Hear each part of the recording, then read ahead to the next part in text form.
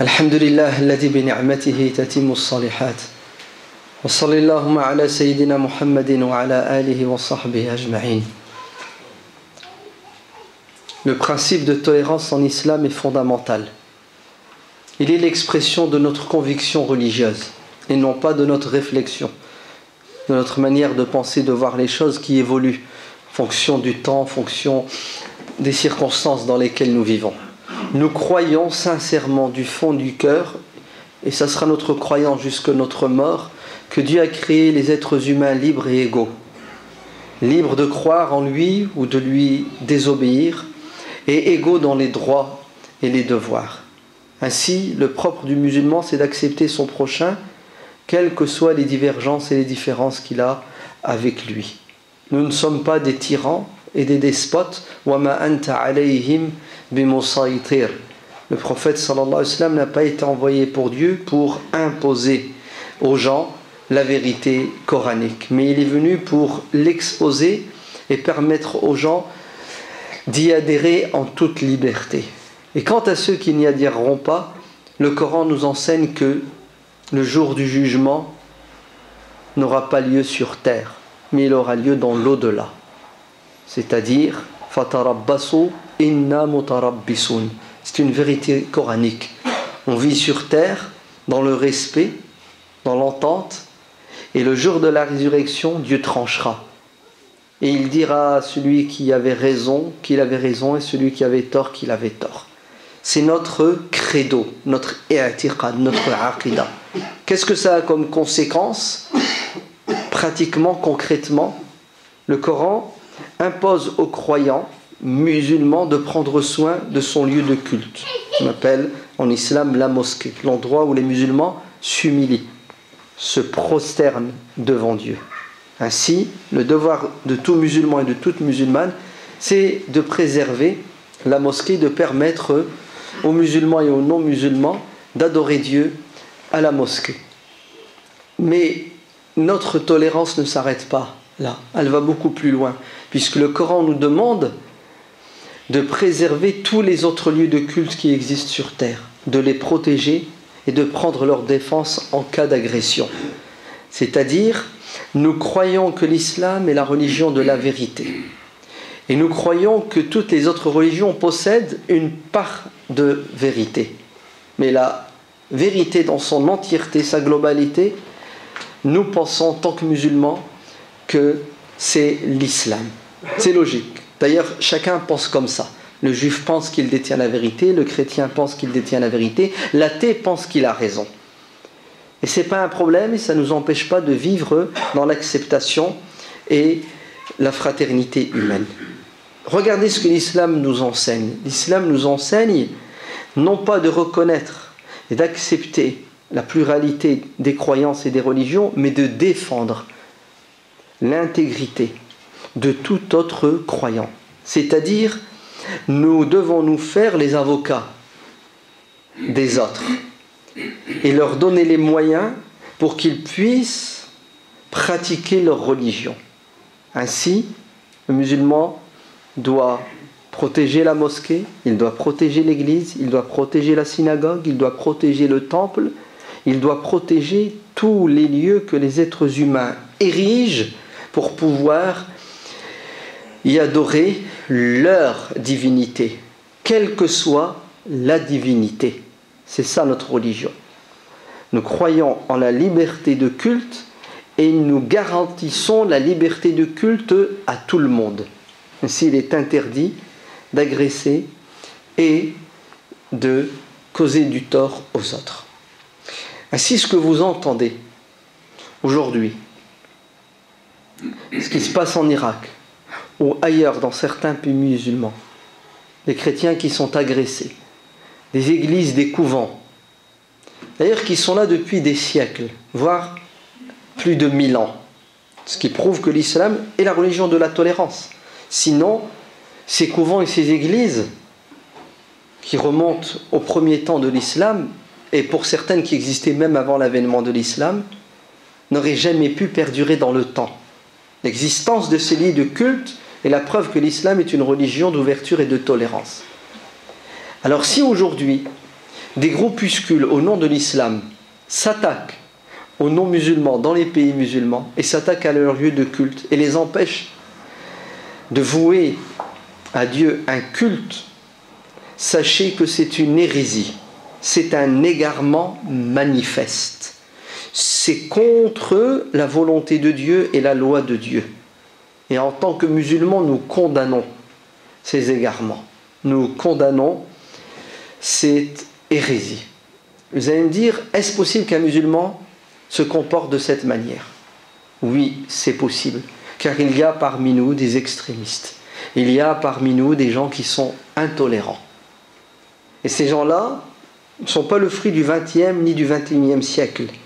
Ils existaient déjà à l'époque de la naissance de l'islam.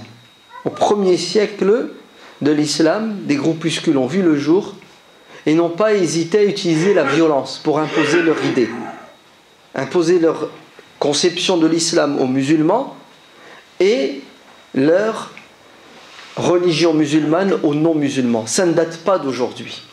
Ainsi, il y a parmi nous des égarés violents qui sont prêts à ôter la vie à autrui ou empêcher l'autre d'être libre parce que ces gens-là pensent qu'ils sont les représentants de Dieu sur terre et que Dieu a pour objectif de faire disparaître toutes les religions qui existent pour en imposer une. C'est une lecture du Coran qui est fausse et qui est contraire à la volonté divine. Voilà, au sha'a rabbuka, si ton Seigneur l'avait voulu, tous les êtres humains auraient la même religion. La divergence est la volonté de Dieu. Vous entendez? Et la différence est un signe de la grandeur divine. Donc il y a parmi nous des extrémistes, il y a parmi nous des gens intolérants, il y a parmi nous des gens qui croient en la violence. C'est une vérité. Secondo, ces gens-là, certains, pas tous, sont le fruit d'une stratégie satanique. Des ennemis de l'islam qui consiste à déstabiliser le monde musulman en créant des foyers de tension en permanence au nom de la religion musulmane pour justifier ensuite leur intervention. Et c'est ce qui se passe effectivement en Irak aujourd'hui et dans d'autres pays musulmans. Oui, il y a dans cette communauté des traîtres, il y a dans cette communauté des vendus, il y a dans cette communauté une 5e colonne qui a pour objectif de semer la zizanie, le trouble dans le monde musulman. Et ça justifie le néocolonialisme militaire. Néocolonialisme économique et politique existe depuis la période postcoloniale. Mais aujourd'hui, la colonisation militaire revient en force à travers des bases dans beaucoup de pays musulmans et là à travers un interventionnisme militaire qui a pour objectif de garder la mainmise sur les richesses de ces pays-là. Et puis, il y a surtout une volonté de la part de certaines personnes de détourner l'attention du monde entier pour justifier leur... Alors, comment l'appeler? C'est très difficile, vous l'avez remarqué, de parler aujourd'hui de ce qui se passe en Palestine. Parce que vous êtes tout de suite taxé d'antisémite, n'est-ce pas?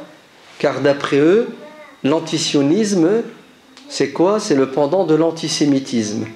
Alors condamner ce qu'Israël fait à Gaza, en Cisjordanie et ailleurs, aujourd'hui, ça devient très délicat.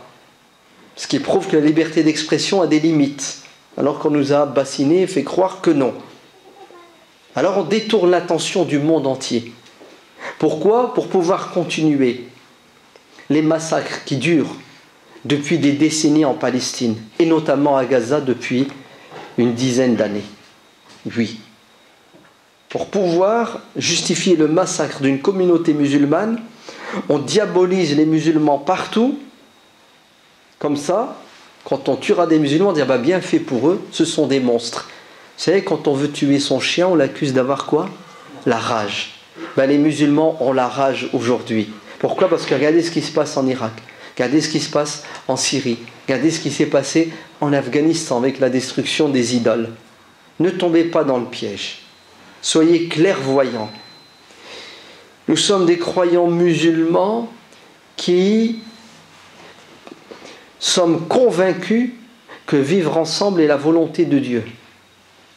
Secondo, nous sommes des croyants musulmans convaincus que la justice, c'est chez nous un pilier fondamental et que nous devons condamner toute injustice, quelle que soit la personne qui commet cette injustice. Troisièmement, nous sommes aussi des musulmans convaincus qu'il y a sur terre malheureusement une loi satanique qui s'appelle la loi du plus fort. Et aujourd'hui, il est clair et évident que le tiers-monde, majoritairement musulman, est en position de faiblesse et que les puissants de ce monde, qui ont une religion qui ne veut pas s'appeler une religion, qui s'appelle le mercantilisme, le business, vous entendez, le veau d'or, l'argent, cette religion n'a pas de limite. Tout ce qui l'intéresse, c'est quoi? C'est d'exploiter, de profiter, à n'importe quel prix. On est prêt à s'asseoir sur tous les principes.